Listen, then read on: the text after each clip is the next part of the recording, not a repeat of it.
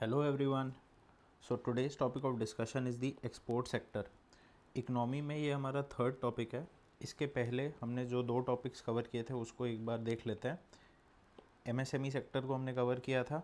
ये इस बार मेंस में भी क्वेश्चन आया था, प्रीलिम्स में भी क्वेश्चन आया था एंड काफ़ी डिटेल में यहाँ पर I have tried to cover this topic. ठीक है, data, challenges, steps taken and जो वे फॉरवर्ड होना चाहिए हमारा वो सारा कुछ कवर हुआ था. एंड उसके बाद उसके पहले in fact I had done a topic on the female labour force participation rate. इसमें भी कीवर्ड्स, रीजंस क्या हैं, डेटा क्या है इस टॉपिक का, सिग्निफिकेंस क्या है of the female labour force participation increasing for women and the nation, ये दोनों चीज़ें हमने कवर किया था. ये बेल कर्व बनाना बहुत ज़रूरी है, वो यहाँ पर आपको road ahead and steps taken दोनों मिल जाएगा. ठीक है, सो इन दोनों वीडियोज़ को I would request you to watch these two videos. ठीक है, before you jump on to this one. And आज का जो हमारा टॉपिक है वो भी बहुत ज़्यादा रेलेवेंट है एक्सपोर्ट सेक्टर में.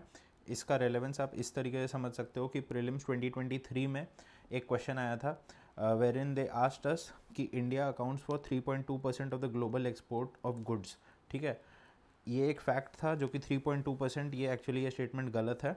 एंड जो सेकंड स्टेटमेंट था हमारा यहाँ पर वो था many local companies and some foreign companies operating in India have taken advantage of India's production linked incentive scheme. तो ये थोड़ा सा सब्जेक्टिव एंड जनरल टाइप का स्टेटमेंट है. ये जनरली सही होता है ये सब चीज़ें, एंड ये जो फैक्ट बेस्ड चीज़ें होती हैं ये गलत होता है. बट ऑब्वियसली नॉलेज बेस ज़रूरी है, सिर्फ एलिमिनेशन ट्रिक्स से नहीं हो पा रहा है आजकल, है ना. तो यहाँ पर आप ये समझ जाओ कि ये गलत डेटा दिया हुआ था, ये फैक्ट गलत था और ये स्टेटमेंट सही था, तो आंसर डी हो जाता. ठीक है, और इसके साथ साथ हम लोग ये कवर भी करेंगे एक्चुअल डेटा क्या है, 3.2% नहीं है तो कितना है, वो भी हम लोग इस वीडियो में देखेंगे. उसके साथ if any of you have given the BPSC mains this year, 68 BPSC mains जो हुआ था उसमें भी they asked us a question जहाँ पर they wanted us to examine India's global trade engagements in 2022. So basically जो प्रेजेंट सिनेरियो है वो बताना था यहाँ पर, जो various initiatives that have been taken by India and some more ways in which we can enhance the global trade engagements in the future. तो यहाँ पर प्रेजेंट सिनेरियो, इनिशिएटिव्स और वे फॉरवर्ड बताना था. ठीक है, so even if you are writing BPSC you should watch these videos because काफ़ी alignment हो रहा है उनका भी विथ यूपीएससी. तो अब आपको ये सारे वीडियोज़ एंड ये टॉपिक्स ज़रूर से कवर करके जाना चाहिए फॉर द एग्ज़ाम. ठीक है, तो सबसे पहले डेटा देख लेते हैं इस चीज़ में. This I have picked up from the economic survey 2022-23. सो आप बस टॉप 3 डेटा याद रखना है यहाँ पर आपको. तो top 3 destinations are USA, UAE and Netherlands. ठीक है, चाइना को रिप्लेस कर दिया गया है यहाँ पर. एंड एक्सपोर्ट आइटम्स में what do we export engineering products, gem and jewellery and petroleum products. ठीक है, so top 3 destinations and export items ये याद रखना. उसके साथ साथ exports as a percentage of GDP कितना है हमारे पास, 23%. कंजम्पशन इज़ एक्चुअली 60%, है ना. तो यहाँ पर ही एक आर्ग्यूमेंट आता है कि हमें कंजम्पशन बेस से एक्सपोर्ट बेस्ड इकोनॉमी बनने की ज़रूरत है, जो कि चाइना ने काफ़ी सक्सेसफुली किया है. हम लोग यहाँ पर देखेंगे उस चीज़ को. उसी के साथ exports as a percentage of world exports is 2.2%. तो यहाँ पर ये डेटा जो दिया गया था ये गलत था, 3.2% नहीं है, इट इज़ एक्चुअली 2.2%. तो ये आपको याद रखना है. ठीक है, एंड उसके साथ अब हम लोग यहाँ पर जो आगे इस लेक्चर में कवर करने वाले हैं वो क्या क्या है. So basically we will cover the road blocks यानी कि चैलेंजेस, फ्री ट्रेड एग्रीमेंट्स का डायमेंशन कि इंडिया का प्रेजेंट सिनेरियो क्या है और उसे कैसे अप्रोच करना चाहिए in the future. Foreign trade policy नया 2023 में आया है, उसका सिग्निफिकेंस क्या है we will cover. The steps that have been taken and the way forward क्या होना चाहिए, ताकि हम लोग कुछ अच्छे सजेशंस इन द कंक्लूजन दे पाएँ. ठीक है, सो फर्स्ट कुछ चैलेंजेस देख लेते हैं. चैलेंजेस को भी हम लोग डिवाइड कर सकते हैं इंटरनल एंड एक्सटर्नल. आपको 4 और 3 यहाँ पे 7 पॉइंट्स की ज़रूरत नहीं है, अगर आप 4 पॉइंट भी लिख दोगे तो भी काम हो जाएगा. बट ये कोशिश करना that you structure your answer कि इंटरनल चैलेंजेस भी हैं और एक्सटर्नल चैलेंजेस हैं. सो इंटरनल चैलेंज में पहला क्या आता है, इंटरनल चैलेंज पहला है that we have a low participation in the global value chains. ठीक है, ये एमएसएमई वाले टॉपिक में भी डिस्कस हुआ था कि हमें एक्सपोर्ट मार्केट बढ़ाने के लिए ग्लोबल वैल्यू चेन्स में पार्टिसिपेट करना पड़ेगा. अभी the participation is very low. Second, हम लोग ट्रेड प्रोटेक्शनिज्म बहुत ज़्यादा कर रहे हैं, जहाँ पर हम लोग फ्री ट्रेड एग्रीमेंट्स बहुत ज़्यादा साइन नहीं करना चाहते हैं एंड उस वजह से हमारा एक्सपोर्ट सेक्टर सफ़र करता है. So trade protectionism becomes the second point. उसके साथ high interest rate, corporate tax and logistics cost भी हमारा मैन्युफैक्चरिंग और सर्विस एक्सपोर्ट्स को कमा देता है। हमारा कॉम्पिटिटिवनेस इसके वजह से ड्रॉप हो जाता है। Logistics cost in India is around 14% of GDP. ठीक है, सो ये डेटा भी याद रख सकते हैं आप लोग कि अभी इंटरेस्ट रेट, एक corporate tax and logistic cost high है। उसके साथ there is policy uncertainty and dysfunctional laws. इस ये तो आप जेनरिक पॉइंट है जहाँ पर आप इसको लास्ट में ही लिखना कि पॉलिसी अनसर्टेनिटी हर चीज़ को लेके है इकोनॉमी में, एंड इस वजह से एक्सपोर्ट सेक्टर सफ़र करता है। ठीक है, मैन्युफैक्चरिंग सेक्टर, एक्सपोर्ट सेक्टर, ये पॉइंट्स ऐसे होते हैं जो कि आप कहीं पर भी लिख सकते हो, बट ऑब्वियसली इन चीज़ों को प्रायोरिटी देना। ग्लोबल वैल्यू चेंज में low participation, trade protectionism and logistics cost वाला पॉइंट, ये सारे पॉइंट्स ज़्यादा इंपॉर्टेंट है। ठीक है, आ जाते हैं कुछ एक्सटर्नल चैलेंजेस डिस्कस कर लेते हैं यहाँ पर। एक्सटर्नल चैलेंज में we are facing competition from Vietnam, from Bangladesh. Bangladesh आपको पता होगा टेक्सटाइल सेक्टर में बहुत अच्छा परफॉर्म कर रहा है। ठीक है, वियतनाम एंड बांग्लादेश, इन लोगों ने they are giving us competition, and इन लोगों ने चाइना +1 स्ट्रैटेजी, जो कि अब the world is looking at this strategy ताकि सप्लाई चेन रेजिलियंस बढ़ाया जा सके, चाइना पे डिपेंडेंस को कम किया जा सके। तो उस चीज़ में Vietnam and Bangladesh have done very well. ठीक है, secondly trade distortions, US China conflict, Russia Ukraine war के वजह से काफ़ी ट्रेड डिस्टॉर्शन हुए, सप्लाई चेन डिसरप्ट हुआ, वो भी एक चैलेंज बन के आता है। कुछ सालों तो पहले तक बहुत सारे आर्टिकल्स आते थे अबाउट द ट्रेड वॉर, है ना, जिसके वजह से प्रॉब्लम्स होते हैं, एक्सपोर्ट करने में मुश्किल होता है। अब और एक और पॉइंट जो है, over dependence on China leads to weaponization of trade और सप्लाई चेन। वही जो सप्लाई चेन का डिपेंडेंस चाइना के ऊपर बहुत ज़्यादा हो जाता है, तो वेपनाइजेशन ऑफ सप्लाई चेन और ट्रेड का क्या मतलब होता है, basically when China has a trade leverage with other countries, तो वो लोग क्या करते हैं, दे प्रैक्टिस कोअर्जन। ठीक है, वो उन कंट्रीज़ को they ask them to do what they say, है ना, चाइना उनको प्रेशराइज करता है that you have to take specific actions, and काफ़ी political and geo strategically important steps होते हैं वो सारे कंट्रीज़ को, फिर क्योंकि वो लोग ट्रेड के लिए डिपेंडेंट है चाइना पे, इसीलिए they have to agree to it. So इसीलिए कंट्रीज चाह रहे हैं कि we move away from China towards the China +1 strategy. और ये इंडिया का सिग्निफिकेंट भी है एक्सपोर्ट सेक्टर पढ़ना, क्योंकि ये काफ़ी बार न्यूज़ में आता है चाइना +1 स्ट्रैटेजी, जहाँ पे लोग पूरे वर्ल्ड वाइड आर वांटिंग की डाइवर्सिफिकेशन हो सप्लाई चेन में। हमने एक ये इनिशिएटिव भी पढ़ा था, सप्लाई चेन रेजिलियंस इनिशिएटिव, जो कि इसीलिए शुरू किया गया है ताकि डाइवर्सिफिकेशन हो सके। तो चाइना इतना जब प्रॉब्लम कर रहा है तो वी शुड अंडरस्टैंड, जैसे आई हैड रिटर्न पहले की कंजम्पशन बेस्ड इकोनॉमी से एक्सपोर्ट बेस्ड इकोनॉमी की तरफ हमें जाना चाहिए, ये हमारा एक कंक्लूजन भी बनेगा लास्ट में। बट हम लोग एक केस स्टडी के तरीके से देख सकते हैं what is the China export story. हमारा जो ग्लोबल शेयर है वो 2.2% है, बट वही चीज़ चाइना के लिए इट इज़ 13%। एंड चाइना ने क्या किया है, वही जो हमने नहीं किया है, ग्लोबल वैल्यू चेंज में पार्टिसिपेट किया है। चाइना ने काफ़ी ज़्यादा असेंबलिंग पर फोकस किया, आपको पता होगा बहुत सारा इलेक्ट्रॉनिक असेंबलिंग चाइना में होता है। चाइना ने मार्केट पेनिट्रेशन किया है, और वो भी रिच कंट्रीज़ में। Rich countries have more purchasing power, so उनका जो एक्सपोर्ट करके फ़ायदा है, जो प्रॉफिट मार्जिन है वो ज़्यादा है। So China has participated in the global value chains, focused on assembling, focused on manufacturing and market penetration in rich countries, which has helped China a lot। ठीक है, तो आप ये केस स्टडी के तरीके से एक इंडिया चाइना कंपैरिजन क्वेश्चन आ जाए, या फिर आंसर शीट में कहीं पर एक साइड में केस स्टडी के तरीके से आप चाइना का एडवांटेजेस भी बता सकते हो। ठीक है, तो जो इन लोगों ने किया है वो हमें आगे करना चाहिए, यही हमारा वे फॉरवर्ड बन जाएगा एक तरीके से, है ना। तो we have discuss the challenges, we have discussed a case study based on China. अब दो इंपॉर्टेंट डायमेंशंस की बात कर लेते हैं, free trade agreements and foreign trade policy, है ना। इन चीज़ों में फ्री ट्रेड एग्रीमेंट्स, आपको पता होगा कि इंडिया का प्रेजेंट सिनेरियो में we have not joined the RCEP, we have pulled out of the trade pillar of the IPF, है ना, इंडो पैसिफिक इकोनॉमिक फ्रेमवर्क, इसका भी ट्रेड पिलर को हमने ज्वाइन नहीं किया। सो यही चीज़ हम लोग बोल रहे हैं कि हम लोग ना, we are coming off as a protectionist country, हम लोग पार्टिसिपेट नहीं कर रहे हैं ग्लोबल वैल्यू चेन्स में, तो किस तरीके से हमारा एक्सपोर्ट सेक्टर डेवलप होगा, है ना। तो we have not joined the RCEP, not joined the trade pillar, now we have, and also we do not have FTAs with our major trade partners, US के साथ, चाइना के साथ we do not have free trade agreements. China के साथ तो free trade agreement मुश्किल ही है, because RCEP से पुल आउट करने का एक बहुत बड़ा रीज़न ही ये था कि China would start dumping goods in India. ठीक है, so we have not signed free trade agreements with a lot of countries. हाँ, अभी हमारा UAE एंड ऑस्ट्रेलिया के साथ हमने थोड़ा फ्री ट्रेड एग्रीमेंट्स को साइन किया है, EU के साथ वी आर इन टॉक्स कि फ्री ट्रेड एग्रीमेंट साइन होगा, बट अभी फिर भी काफ़ी कम है हमारा जो FTA का सिनेरियो है as part of our total trade, it is less than 20%, है ना। और FTAs हम लोग क्यों नहीं साइन करते हैं, we have our valid reasons, what are those issues with the FTAs, that they are narrow, they are protectionist and there is challenges with respect to rules of origin। ये जो challenge rules of origin वाला है, ये एक कारण था जिसके वजह से हमने RCEP को नहीं ज्वाइन किया, बिकॉज हम लोगों को डर था कि China will start dumping goods in India. The rules of origin बहुत ही इंपॉर्टेंट कॉन्सेप्ट है, जहाँ पर आपको गुड पर ये लिखा होना चाहिए कि ये एक्चुअली प्रोड्यूस कहाँ हुआ है, ठीक है। तो rules of origin challenges, environmental, labour regulations, इसके वजह से हमारा एक्सपोर्ट सेक्टर बहुत प्रॉब्लम्स फेस करता है in especially the European Union, है ना। तो these are the issues with FTAs, इसीलिए बहुत स्लो प्रोग्रेस होता है when it comes to the free trade agreements.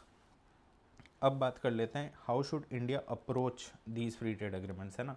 First of all, जो 2-3 बार डिस्कस हो ही गया, we should capitalize on the China +1 opportunity, because there is an opportunity waiting for us, जहाँ पर बांग्लादेश, वियतनाम वो हमें पीछे कर रहे हैं। So we should capitalize on this opportunity.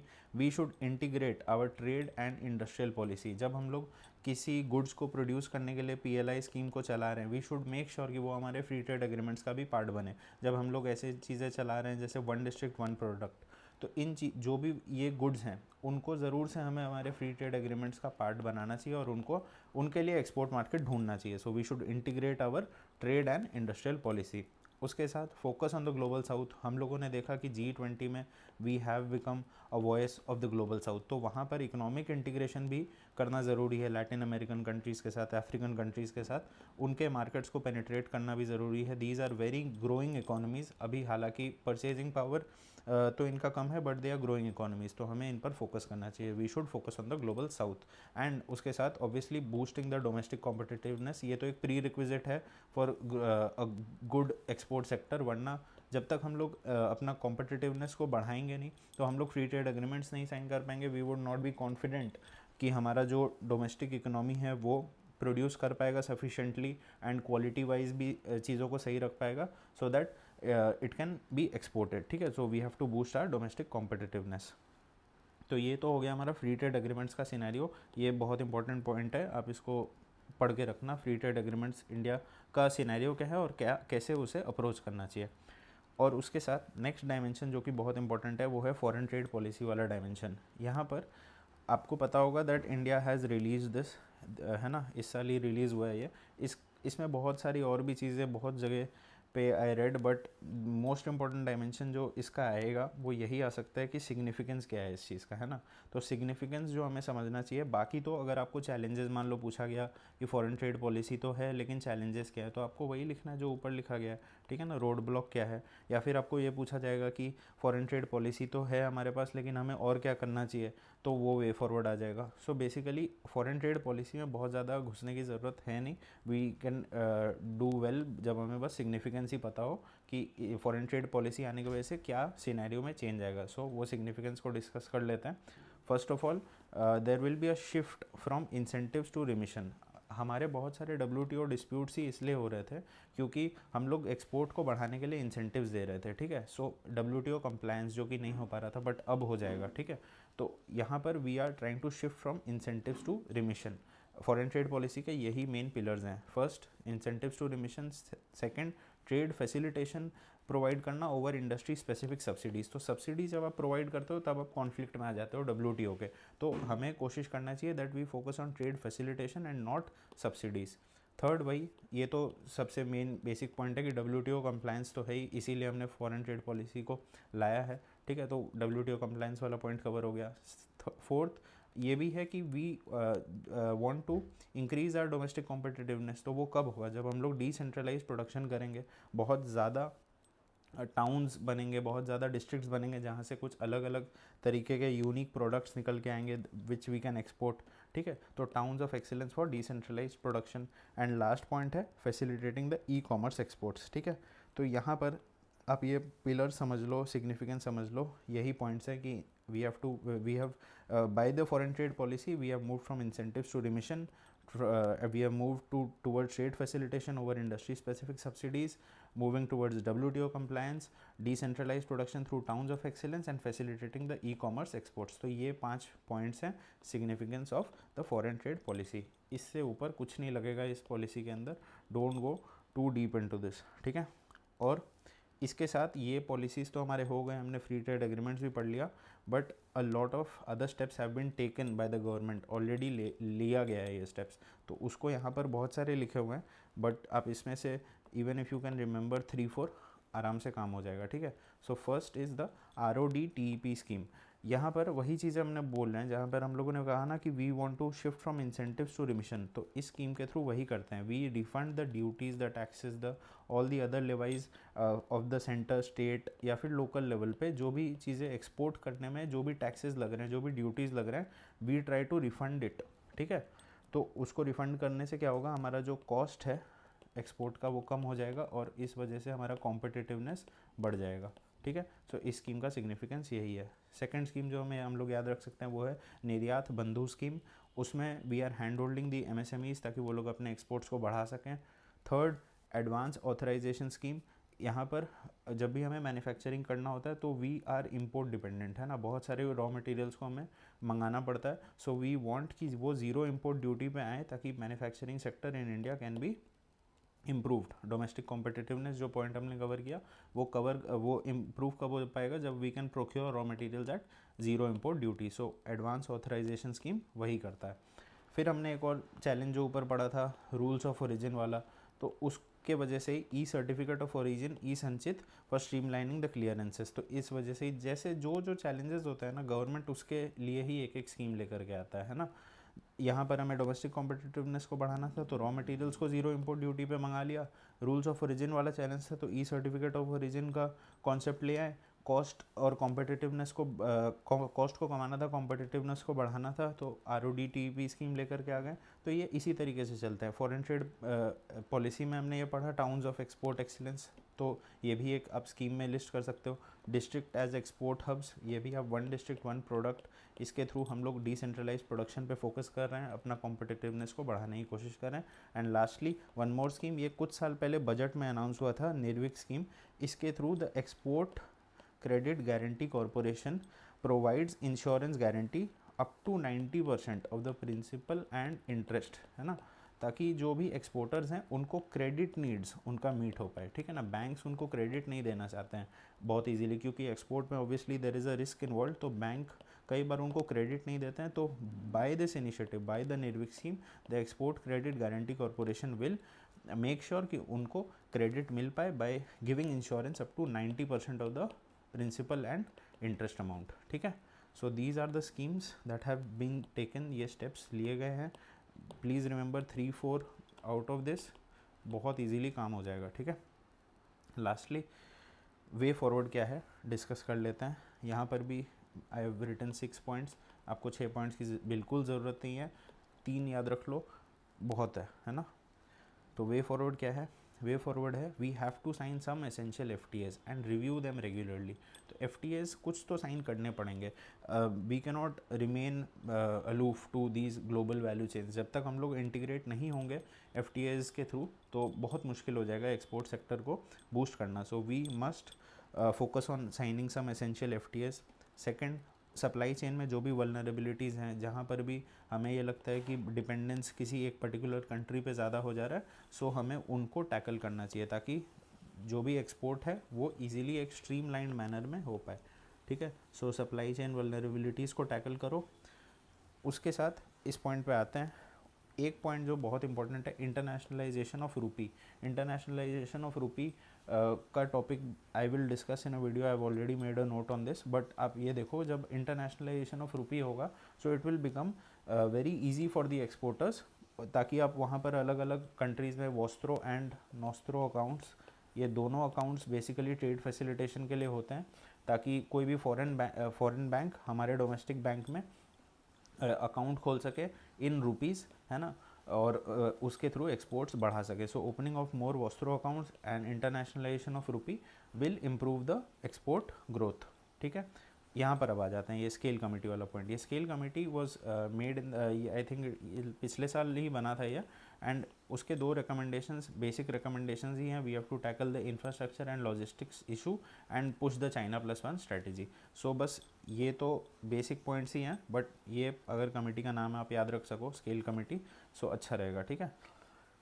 Last 2-3 point जो बचे हैं वो डिस्कस कर लेते हैं। एंड यहाँ पर वही है कि we should expand our manufacturing and export basket. ये कब होगा? जब हम लोग डिसेंट्रलाइज प्रोडक्शन करेंगे, मैन्युफैक्चरिंग और एक्सपोर्ट बास्केट हमारा अपने आप ही इनहेंस हो जाएगा। सो ये तो एक बेसिक बाई प्रोडक्ट है।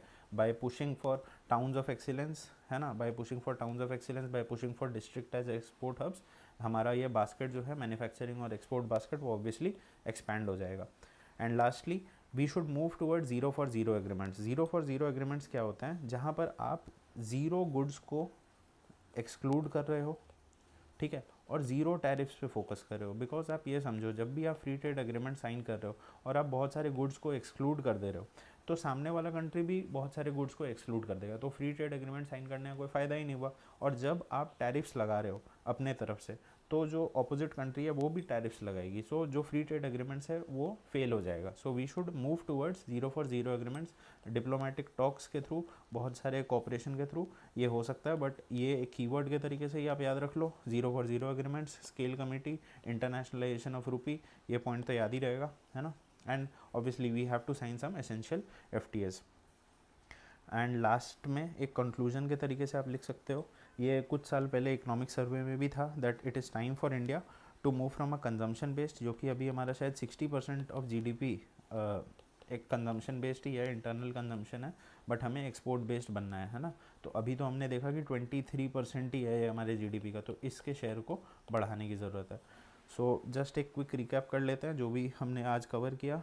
डेटा, ठीक है, ये डेटा में आप ये ज़रूर याद रखने की कोशिश करो, ये ज़रूर याद रखने की कोशिश करो कि अभी 22-23 में merchandise and service exports $770 billion का था। सर्विस सेक्टर में we are the 7th largest, ठीक है।